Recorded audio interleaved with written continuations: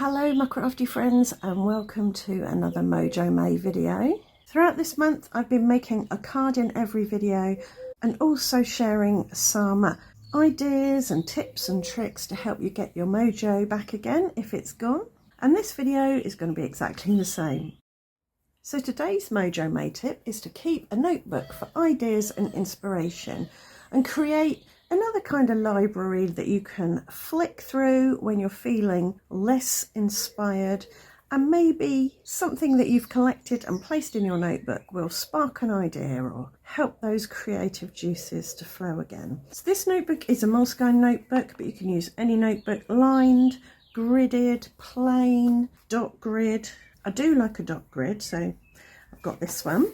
And all I do is when I find something like a picture in a card making magazine that I like, I cut it out, stick it in, I maybe write down some of the things I liked about it, write down some ideas to do with it, maybe draw a little sketch.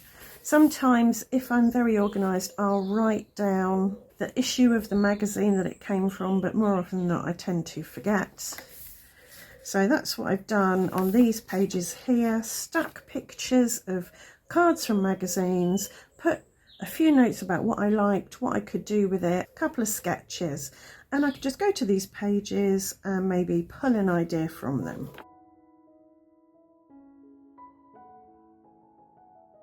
Another thing I do is when I find maybe a clothing tag or something in a non-card making magazine that I particularly like the look of, I might stick it in here as well. So this was from a box that some essential oils came in, I think, and I really like the packaging, so I stuck that in here.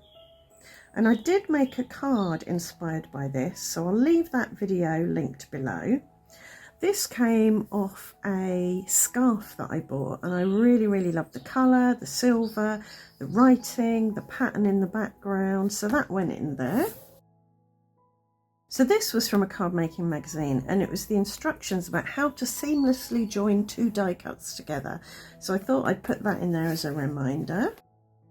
Sometimes I just stick things in and then I don't make any notes. I'll come back to these at a later date maybe and write some notes about them. And then what I also do is I draw these little rectangles to represent cards and then put a little sketch in them. Just something that pops into my mind or might be inspired by one of the cards I've seen. Add some notes maybe. So I've got quite a few pages with sketches in them. If I've made the card in a video, I'll put a little tick by it. Sometimes I write lists. This was an early list in my 10 ways to use such and such video series. I now keep that list on the computer because it's got very long. Please excuse the aeroplane flying overhead. So I've got more cards from card magazines. Sometimes I collage them on here like this without any notes. Just depends what kind of mood I'm in. So here, this card I really liked. I like the idea of having these rounded cornered rectangles stacked on top of each other to make a cake. So I drew a little sketch there.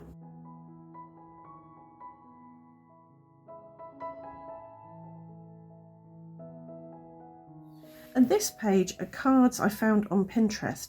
I'd like to occasionally look at Pinterest. I find it a bit overwhelming, so I don't go there very often, but sometimes I'll just go there and I will save some pictures, not to a board because I don't ever go back to the boards that I create on Pinterest, so I don't use those. I save them onto my computer.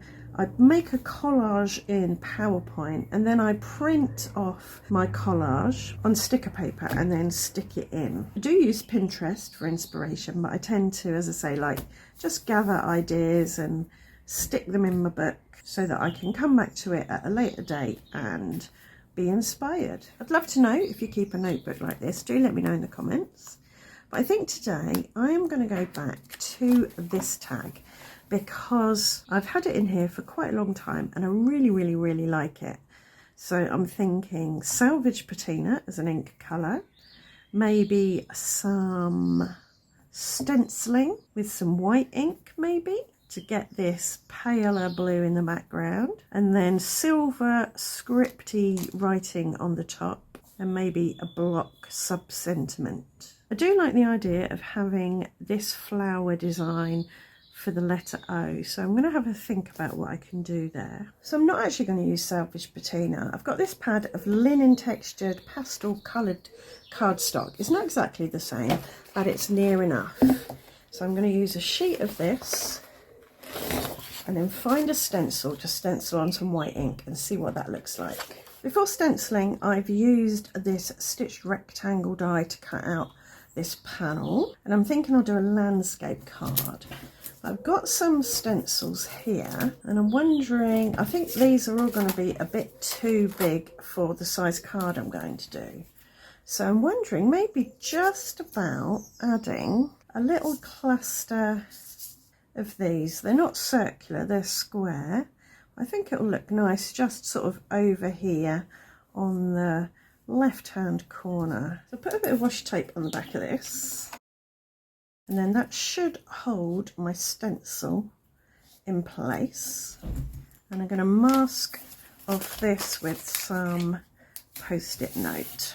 And I've got a brand new blending brush here. I don't think I've blended with this ink before, so I'll be interested to see how it turns out. This is Hero Art's Unicorn Pigment ink. Okay, I like that. What I'm going to do is get a bit of paper towel though and give it a blot, just to get some of the excess off. It's just meant to be a little bit of a pattern in the background. I could, if I wanted, heat emboss it maybe.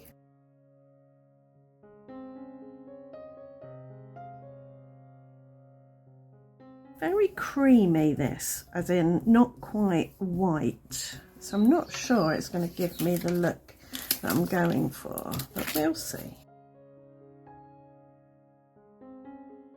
Okay, so that's worked. I'm not sure how well that's going to show up on camera, but we've definitely got some lighter pattern in the background. So for my sentiment, I've got a large thank you in a scripty font, and I'm going to cut it from silver. So I like the sentiment, but this stenciling the background is really not doing it for me. So I think I'm going to figure out another way of adding a paler colour in the background. Right, I'm going to do some stamping, and I've got another piece of that blue and some outline floral stamps. So I'll position those on there, I think, like that. I'm going to pop a little bit of washi tape there just to help everything stay in place. Give this area a dusting to remove any static moisture or grease that might attract unwanted embossing powder. And I'm going to stamp in this white ink and then heat emboss in white ink.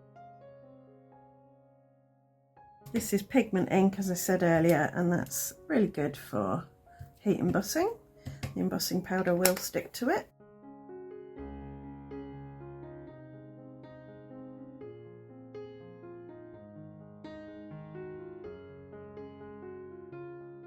Right, I'm going to sprinkle on some white embossing powder. So this isn't quite the look that I was going for with the original idea, but I think I'm going to like this better than the stenciling. You can put embossing ink through a stencil and then put your powder over that if you wanted. I might do that as well, give that a go. Now I'm going to heat this with my heat tool. So that has cooled and set, and I've put it on a card blank. It's linen textured white card using some double-sided tape. To add my sentiment, I'm just going to pop some high-tack white glue on the back using my glue dotter. If you want to know how to make a glue dotter, there is a video linked down below in this video's description. So I was about to put my sentiment bang in the middle, but as I was putting it down, I thought I'm just going to offset it. Sometimes in the middle looks good. Please excuse the banging, my daughter's doing some gardening outside, not complaining. I think it looks quite nice off to the side like that. Might not be on entirely straight, but hey ho. So we've taken a similar colour, we've taken this idea of having some pastel version of the colour in the background. I've gone for white here really, a silver sentiment. Could replace that O or cover that O with maybe a heart or something, like they've used the flower there for the O. And then maybe I could die cut some silver letters to say thank you so much there. Might try that. Right, we'll reuse that bit of washi tape from the stenciling and pop these on here and run them through my die cutting machine. So I'm going to pop a little bit of washi tape along the bottom to give me a straight line that I'm not going to be able to knock or move. So I can dip my letters in the glue, tap them off so they're not too sticky, and then put them on my card, lining them up along that washi tape. And carefully remove the washi. Just as an experiment, I've got a punched silver heart and thinking that could be something to do, but I don't think it adds anything to this particular card. So I think I'm pretty happy with that as a card that was inspired by this tag in my notebook. Right, I hope you've enjoyed the video and it's given you not only a card idea but also a way to get your mojo going when it's given up. Keep a notebook, jot things down, stick in pictures, and when you're feeling a bit uninspired, flick through it and see what grabs your attention. Right, thanks for watching and I'll see you back here very soon for another Mojo May video. Bye for now.